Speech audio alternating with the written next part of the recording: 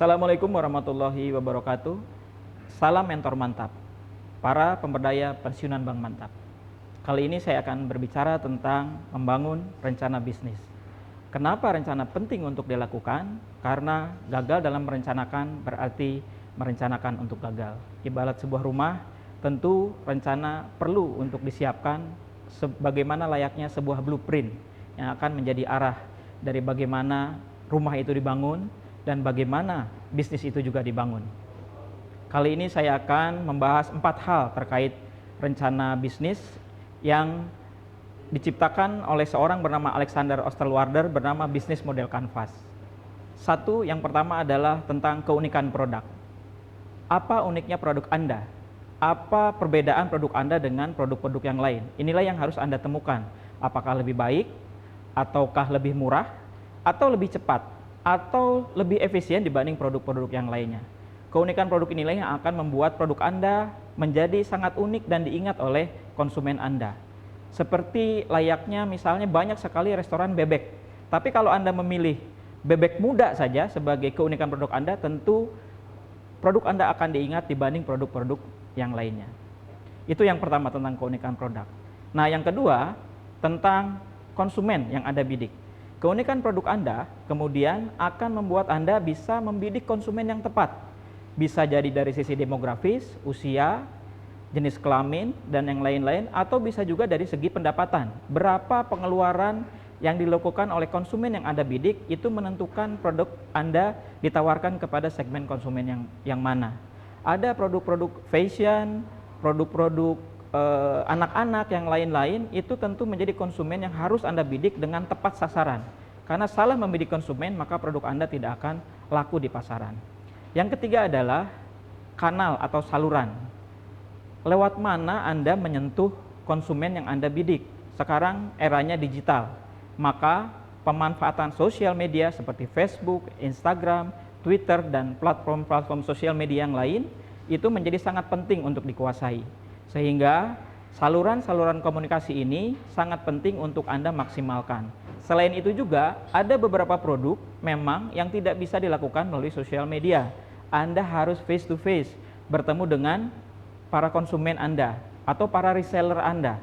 Sehingga Anda harus menguasai kemampuan public speaking, presentasi, dan yang lain-lain, serta membuat pamflet, brosur, dan materi-materi yang bisa dibaca oleh konsumen-konsumen tertentu. Yang keempat, yang terakhir adalah hubungan dengan konsumen. Tentu Anda ingin konsumen Anda membeli tidak hanya sekali. Konsumen Anda membeli berkali-kali yang kita namakan sebagai repeat order. Nah, disinilah peran bagaimana Anda memperlakukan konsumen Anda, menjalin hubungan dengan konsumen Anda melalui pemberian diskon, melalui pemberian hadiah, door prize, atau fasilitas-fasilitas yang lainnya.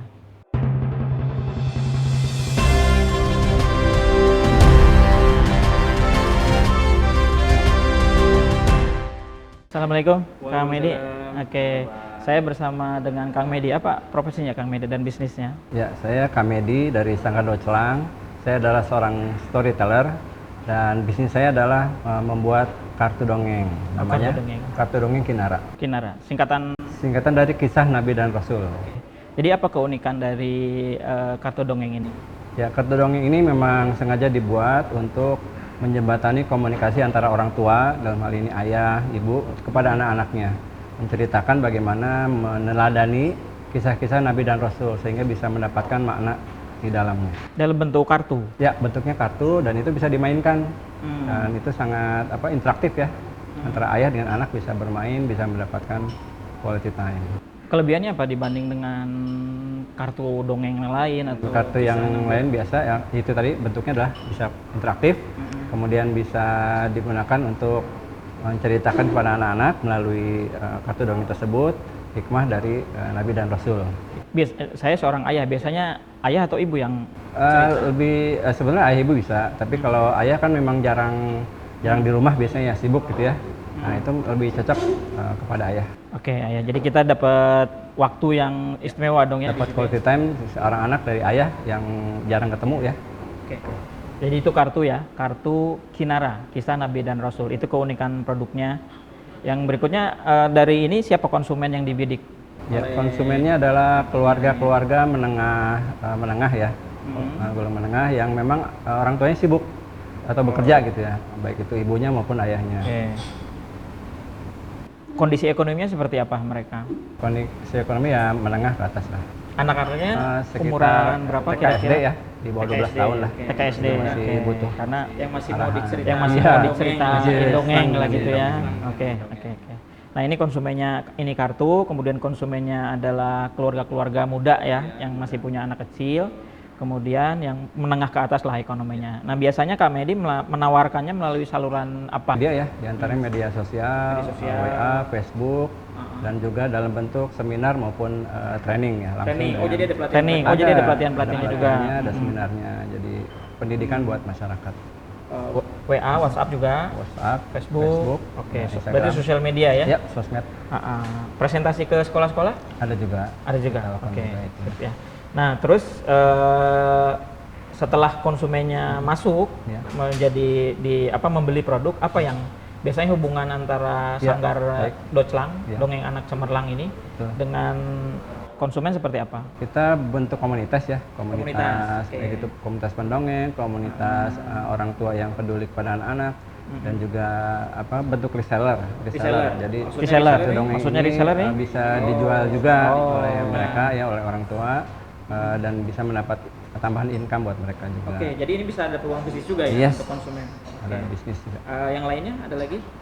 Mungkin Kayak saya bisa nggak jadi pendongeng? bisa dong. Bisa kita ada seminarnya, ada TOT-nya, ada pelatihannya. TOT itu training Training of trainer. trainer.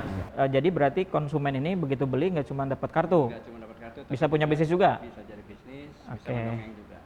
Oke, ya demikian wawancara. Terima kasih Kak Medi. Keunikan produknya adalah kartu, kemudian konsumennya menengah ke atas dengan anak-anak yang masih muda, salurannya melalui sosial media dan presentasi, dan customer relationship-nya melalui komunitas, ada reseller, ada training of trainer yang artinya tidak hanya dapat kartu, tapi juga dapat peluang bisnis. Terima kasih. Inilah 4 hal yang harus dikuasai dalam rencana bisnis. Yang pertama adalah keunikan produk, yang kedua adalah konsumen yang Anda bidik, yang ketiga adalah saluran dari konsumen tersebut, dan yang keempat adalah hubungan Anda dengan konsumen tersebut. Semoga materi tentang rencana bisnis ini bermanfaat, dan salam pemberdayaan, salam mentor mantap bagi para pahlawan pemberdaya pensiunan Bank Mantap. Terima kasih. Assalamualaikum warahmatullahi wabarakatuh.